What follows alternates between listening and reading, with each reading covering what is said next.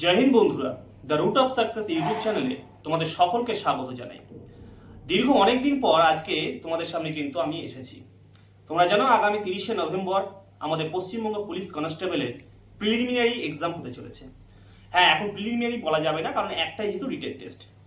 মনে রাখবে, এবং তোমরা সকলে অবগত হয়েছো বা আমিও তোমাদের বলছি যে পশ্চিমবঙ্গ পুলিশের ইতিহাসে সব থেকে দ্রুত নিয়োগ হতে চলেছে এই 2025 সালে।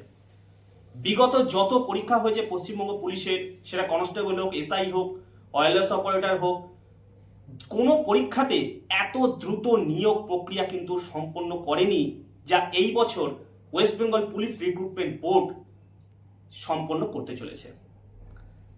ঠিকই শুনছো তোমরা, আগামী 2026 সালে আমাদের রাজ্যে বিধানসভা নির্বাচন আছে, এবং যে সমস্ত ভাই বোনেরা এই পশ্চিমবঙ্গ পুলিশের সাব ইন্সপেক্টর হোক অথবা পশ্চিমবঙ্গ পুলিশের কনস্টেবল হোক, তোমরা নিজেদের গায়ে খাঁটি অবধি তুলতে চলেছো, তার জন্য দিনরাত এক করে পরিশ্রম করছো, তার জন্য কিন্তু মনে রাখবে যে এই বছরের মতো সুবর্ণ সুযোগ হতে পারে না। এই বিধানসভা যে নির্বাচন হচ্ছে অনুষ্ঠিত হতে চলেছে আমাদের রাজ্যে, সেই বিধানসভা নির্বাচনে নিজেদের গায়ে খাঁটি উর্দি তুলে নিজেদের আইনি ডিউটি তোমরা পালন করতে চলেছো। তাই নিজেদের পরিশ্রমকে আরো অত্যন্ত মাত্রায় নিয়ে যাও। যতটা পরিশ্রম করলে, যদি 100 জন, 200 জন, 1000 জন, 10,000 জনের মধ্যে থেকে যদি তোমাদের এলাকায় একজন সিলেকশন পায়, সেই একজনটা যাতে তুমি নিজে হতে পারো। 30শে নভেম্বর আজকে 20 তারিখ হয়ে গেল, আর হাতে গোনা 10টা দিন আছে। এই 10 দিনে যে প্রিলিমিনারি পরীক্ষা, নতুন কিছু করে পড়ার দরকার নেই। যা তোমরা পড়ে এসেছো সেটুকুই শুধু রিভিশন করে যাও। GK, GS, current affairs, math এবং রিজনিং। মনে রাখবে, চাকরি দেয় ম্যাথ রিজনিং। সেখানে 50 নম্বরের মধ্যে যতটা পারো নিজেদের আনার চেষ্টা করো, এবং টার্গেট রাখবে কাট অফ ক্লিয়ার করা, এই চিন্তায় রাখবে না।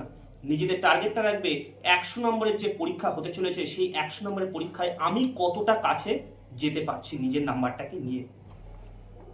এবং তোমাদের যে আপডেট, যে থাম্বনেল দেখে তোমরা ভিডিওটা দেখতে এসেছো, সেই সম্পর্কে এবার তোমাদের বলতে চলেছি। 30শে নভেম্বর পরীক্ষা হওয়ার পরে ডিসেম্বরের প্রথম সপ্তাহেই কিন্তু অ্যান্সার কি পাবলিশ হতে চলেছে। এই কোনো রকম মিথ্যে খবর আমি ছড়াচ্ছি না, এতে আমার কোনো লাভও নেই। তোমাদের পাশে থাকার জন্য আজকে এই বক্তব্যটাই, ভিডিওটা আমি আনছি। ডিসেম্বরের ফার্স্ট উইকে কিন্তু অ্যান্সার কি পাবলিশ হবে, এবং ডিসেম্বরের সেকেন্ড বা থার্ড উইকের মধ্যেই কিন্তু রেজাল্ট পাবলিশ হয়ে ডিসেম্বরের লাস্ট উইকে কিন্তু PMT, PET, physical measurement test এবং ফিজিক্যাল এফিসিয়েন্সি টেস্ট কিন্তু শুরু হয়ে যাবে। যেটা পশ্চিমবঙ্গ পুলিশের গত বছর বা এতদিন যত পরীক্ষা হয়েছে তার মধ্যে কিন্তু কোনোদিনও এই জিনিসটা হয়নি। এই 2025 সালে যে পরীক্ষাটা হতে চলেছে, ফর্ম ফিল আপ হয়েছিল, তোমরা জানো প্রায় 1.5 থেকে 2 বছর আগে ফর্ম ফিল আপ হয়েছিল। পরীক্ষা হয়নি, অনেকে হতাশাগ্রস্ত হয়ে পড়েছো, অনেক আন্দোলন করেছো, পিআরডিতে ডেপুটেশন দিয়েছো, রাস্তায় মিছিল করেছো, তার ফল কিন্তু এইবার তোমরা পেতে চলেছো। তাই নিজেদের যে প্রিপারেশন, প্রস্তুতি, সেটাকে কিন্তু কঠোর মাত্রায় নিয়ে যাও।